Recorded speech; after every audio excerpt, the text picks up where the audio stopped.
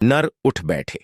तब दंभोदभव की समझ में आया कि 1000 वर्ष तक शिवजी की तपस्या करने से नारायण को मृत्युंजय मंत्र की सिद्धि हुई है, जिससे वे अपने भाई को पुनर्जीवित कर सकते हैं। अब इस बार नारायण ने दंभोदभव को ललकारा और नर तपस्या में बैठे।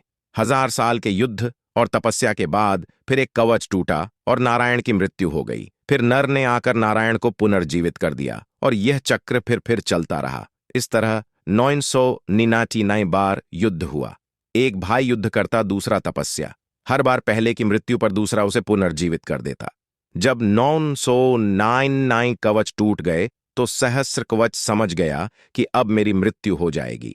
तब वह युद्ध त्याग कर सूर्यलोक भागकर सूर्यदेव के शरणागत हुआ। नर और नारायण उसका पीछा करते वहां आए और सूर्यदेव से उसे सौंपने को कहा, किंतु अपने भक्त को सौंपने पर सूर्यदेव राजी न हुए। तब नारायण ने अपने कमंडल से जल लेकर सूर्यदेव को श्राप दिया कि आप इस असुर को उसके कर्म फल से बचाने का प्रयास कर रहे हैं, जिसके लिए आप भी इसके पापों के भागीदार हुए और आप भी इसके साथ जन्म लेंगे इसका कर्म फल भोगने के लिए।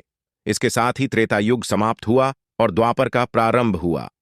समय बाद कुंती जी ने अपने वरदान को जांचते हुए सूर्यदेव का आवाहन किया और कर्ण का जन्म हुआ। लेकिन यह आम तौर पर झांत नहीं है कि कर्ण सिर्फ सूर्यपुत्र ही नहीं है, बल्कि उसके भीतर सूर्य और दंभोदभव दोनों हैं। जैसे नर और नारायण में 2 शरीरों में एक आत्मा थी, उसी तरह कर्ण के एक शरीर में 2 आत्माओं का वास है, सूर्य और सहस्र कवच। दूसरी ओर नर और नारायण इस बार अर्जुन और कृष्ण के रूप में आए।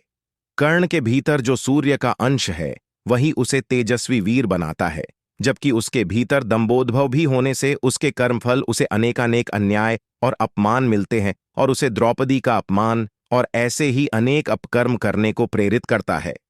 यदि अर्जुन कर्ण का कवच तोड़ता तो तुरंत ही उसकी मृत्यु हो जाती, इसीलिए इंद्र उससे उसका कवच पहले ही मांग ले गए थे।